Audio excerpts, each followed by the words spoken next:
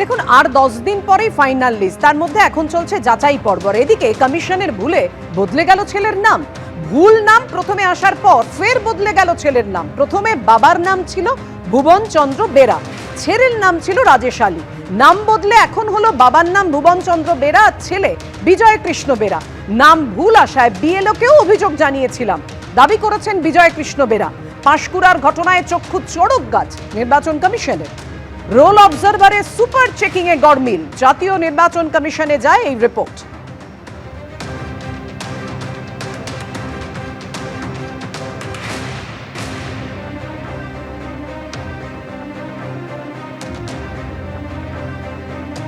সমস্যা হচ্ছে আমার এই যে নতুন লিস্টটা বেরোচ্ছে, লিস্টে রাজেশ আলী নামটাই ভুল, অন্য কিছু নেই। বাবার নাম ঠিক আছে, আধার কার্ড ঠিক আছে, ভোটার কার্ড ঠিক আছে, ওইটাই ভুল আছে। মানে আপনার নামের জায়গায় রাজেশ আলী? হ্যাঁ, রাজেশ আলী হয়ে গেছে। রাজেশ আলীকে চিনেন? না, ওখানে নেই কেউ রাজেশ আলী বলে। রাজেশ আলী কেউ না। মানে এই সমস্যাটা কার, মানে কি কারণে এই সমস্যা হয়েছে? কি কারণে নামটা উঠছে সেটা আমিও বলতে পারছি না। দুবার ভোট দিতে গিয়ে এই জিনিস হয়েছে। ভোট হয়নি। কতদিন ভোট দিতে পারেননি আপনি? দুবার ভোট দিতে পারিনি। তার আগে ঠিক ছিল, 2 সালে আমার ঠিক আছে।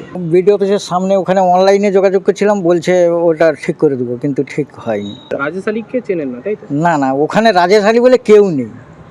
মানে এই তথ্য কাদের গাফিলতি, মানে কাদের ভুলের জন্য আপনাকে এই পোহাতে হচ্ছে বলে মনে করছেন?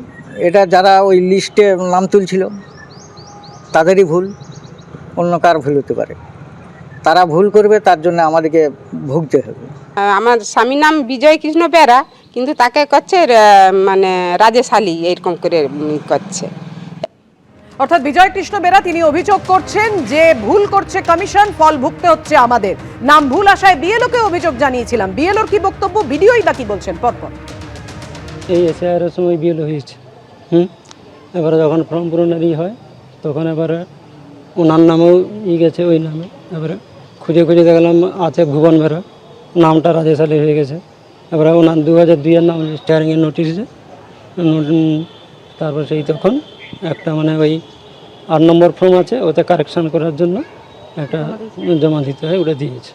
আরও ওই তো জানিয়েছিল যে এইভাবে কারেকশান করতে হবে, এইভাবে। তারপর নোটিশ, হিয়ারিংয়ের নোটিশ হয়ে যায়, উনি নোটিশ এসেছিল। কোনো ভুলবশত ওনার নামটা পাল্টে গেছে, শেখ রাজেশ আলী হয়ে গেছে। উনি অলরেডি ফর্ম জমা করেছেন, আশা করি কারেকশন হবে। এবার মৃত ভোটারকে ক্লিন চিট এই আরোর। ভোটার লিস্টে মৃত ভোটারকে জীবিত দেখানোর অভিযোগ এই আরোর বিরুদ্ধে। আর কমিশন সূত্রে যা খবর যে মন্দির বাজারে মৃত ভোটারকে ক্লিন চিট দেখিয়েছেন এই আরো। 3রা ফেব্রুয়ারি শহীদুল গাজীকে ডাকা হয় শুনানিতে। ডেথ সার্টিফিকেট নিয়ে শুনানি কেন্দ্রে যায় পরিবারের লোকেরা। রোল অবজারভারদের সঙ্গে মাইক্রো অবজারভার সুপার চেকিং এ উঠে আসে এই গরমিল। মৃত ব্যক্তিকে তালিকায় ভোটার বলে সবুজ সংকেত দিয়েছেন খোদ এই আরো। মন্দির বাজারের ঘটনা, যেখানে মৃত ভোটারকে ক্লিন চিট এই আরোর, এরকমই কমিশন সূত্রে খবর। ভোটার লিস্টে মৃত ব্যক্তিকে জীবিত দেখানোর অভিযোগ এই আরোর বিরুদ্ধে।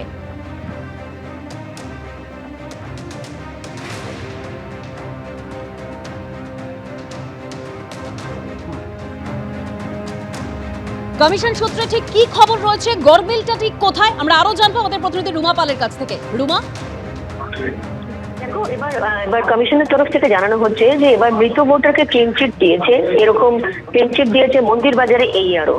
বলা হচ্ছে যে শাহিদুল হক গাজী নামে একজন ব্যক্তি, যার 3রা ফেব্রুয়ারিতে শুনানিতে ডাকা হয়, কিন্তু তার বাড়ির লোকজন এসে ডেথ সার্টিফিকেট দিয়ে যান, যেহেতু সেই সংশ্লিষ্ট ব্যক্তি মৃত্যু হয়েছে। কিন্তু রোল অবজারভার এবং মাইক্রো অবজারভারদের যে সুপার চেকিং চলছে, তাতে দেখা যায় যে সংশ্লিষ্ট যে এই আরো, সেই মৃত ব্যক্তিকে কিন্তু ভোটার তালিকায় ভোটার বলে সবুজ সংকেত দিয়ে দিয়েছে। এই বিষয়টি নজরে এসেছে এবং সঙ্গে সঙ্গে কিন্তু এই বিষয়ে রিপোর্ট ইসিআই অর্থাৎ জাতীয় নির্বাচন কমিশনের কাছে পাঠাচ্ছে, এমনটাই কিন্তু কমিশন সূত্রের খবর। ধন্যবাদ রুমা। এবিপি আনন্দ, এগিয়ে থাকে, এগিয়ে রাখে।